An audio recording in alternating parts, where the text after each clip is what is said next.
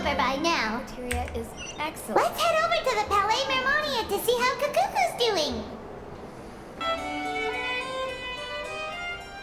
Hey everyone, we're here! Oh hey, my little dudes! Good morning! Morning or what? Oh wow, Kukuku's learned a new greeting! Is that good news or bad news though? Sorry, I did everything within my power. But so far, I've only managed to teach him how to say good morning. Ah. Wait, so that's all you've been up to this whole time? Get out of here! Huh? Okay, so good mornings aside, please tell Paimon there's been some other progress too. Of course. That's why I'm here. Kukuku's not the only one that Mr. Ridesley's been getting to talk. I'm referring, of course, to the convicts. It was nothing. These guys weren't exactly tough nuts to crack. So, what's the deal? After racking their brains, they remembered speaking to an inconspicuous middle-aged man just as they were preparing to pack up and leave Natlan. I'm sorry. Who exactly are we talking about? He was dressed in the manner of the Children of Echoes and carrying a box. Plus, the description matches the one the gun was found in. All in all, he didn't look any different from your average Natlanese traveler. Perhaps seeing that they were dressed as merchants, this man stopped for a chat, inquiring where their goods were headed, and even asking if they could share a boat. The smugglers were very cautious, though. They didn't tell him any specifics. But all this happened before I crossed paths with them. I happened to notice them as they were preparing to set sail. I thought they looked shady, so I snuck aboard, and ended up being carried along all the way to Fontaine. Damn. Oh man. Damn. This first was. Boss, do we know if those Fontanians will even like this stuff? What if we can't shift it? And that's why we call you a rookie. It's all supply and demand, kid. Supply and demand. Natlan's foreign trade is just starting to lift off. There'll be a market for it, you'll see. That's right. So stop giving the boss trouble, rookie. Just do your job and keep an eye on the good. Are they merchants? Have they come to Fontaine to do business? Scarred face. Calloused hands. On closer inspection, the fabric looks worn at the knees and elbows, and his fingernails are dirty.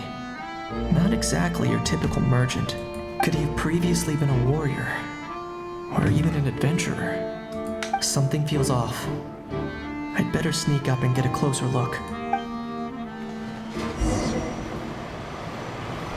Oh. Ah. Wait. Wait. What the hell?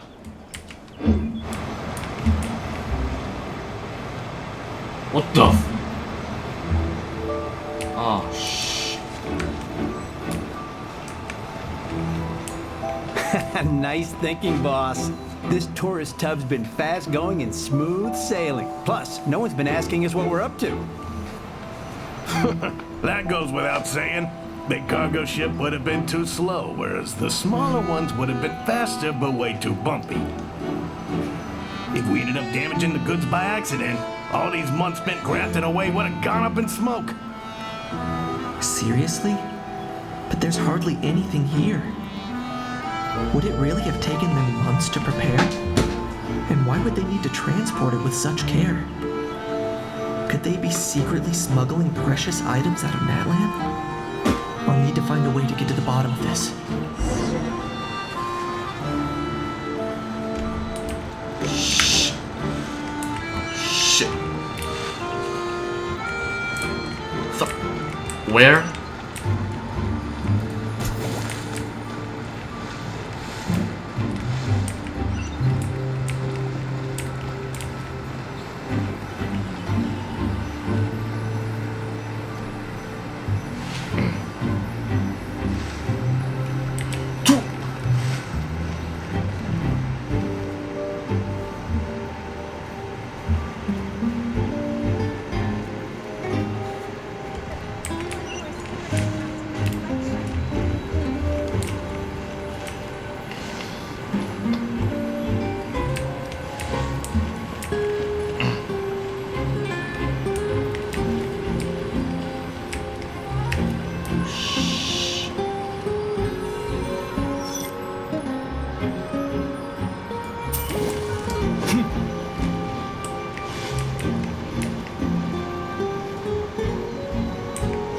Bro, move.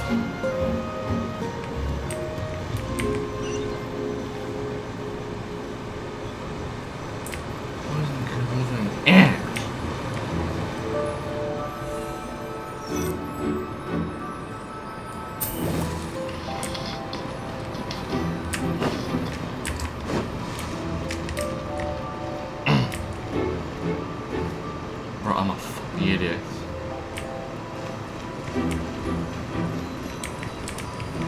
Let's go hear what these criminals have to say for themselves. Sure enough, there are relics inside the box. It's illegal to smuggle such items outside Natlan.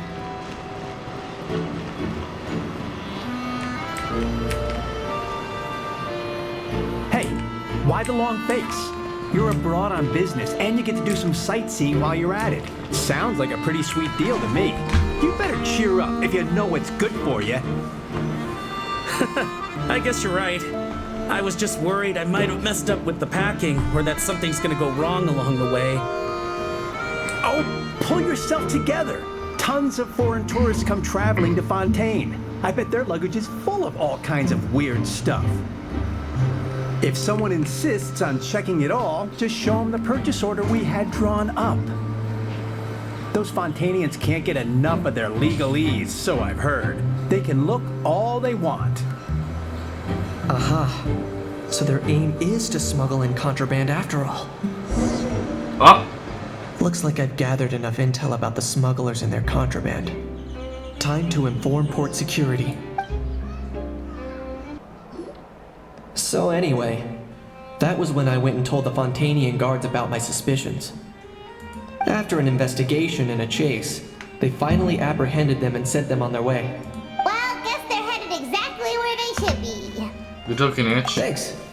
Based on your recollections just now, I was completely focused on those smugglers at the time, so I wasn't really paying attention to other passersby. That's only natural. Don't worry about it. Yeah, Kanish, you did great.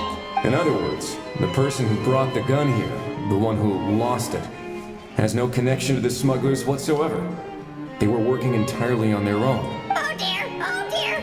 Sounds like Mr. Kukuku wants to chime in? Mr. Gugu? He said this elusive individual's actions are positively mystifying. It's a good observation. I quite agree. However, we still know next to nothing about the person. Perhaps we should start by focusing on the lost item itself. You've gotta be kidding. Oh, lost object that was picked up. I'm not gonna read this thing.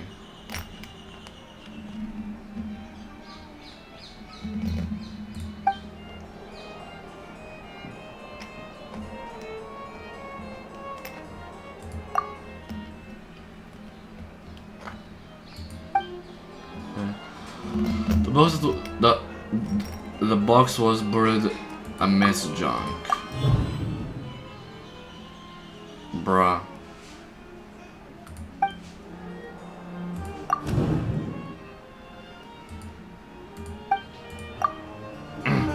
It certainly seems like it was the bait in some kind of trap. The only question is, why wasn't the bait made more conspicuous? Has something sprung to mind? I just remembered a film I watched this one time. Huh? You watched film? Oh wow, no way, bro. Hold on, let me explain.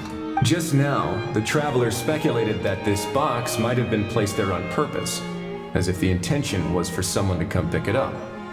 That got me thinking about those films about kidnapping cases. When they demand their ransom, the kidnappers tell the victim's family to leave money or valuables at a designated spot for someone to come pick up. That doesn't merely happen in films. There have been similar cases in real life. In fact, if anything, it's probably the real-life events that inspired the films. Sounds plausible. Ooh, wait. This raises the stakes to a whole new level. If the gun really was some kind of ransom, then since we took the box, the kidnappers never got their payment, so does that mean they executed the hostage? Paimon, calm, stay calm. I agree. I don't believe we have a kidnapping on our hands. Selling off stolen goods is extra work that most kidnappers would want to avoid. Unless they're after something very specific, they tend to just ask for cash. Could we be dealing with a kidnapper who's dead set on getting their hands on an ancient dragon handgun? It's not impossible, but the likelihood is very slim. We can discount that possibility for now. And speaking of selling stolen goods, don't you think this looks more like a transaction? About a buyer. After receiving the instructions, the buyer would have gone to the designer in spot with the money to pick up the goods to ensure they actually got paid. The seller will likely have been watching the buyer. Yeah. How now? Fine. About the goods. Before the buyer could show up, Norris found the goods by chance while setting up the event venue.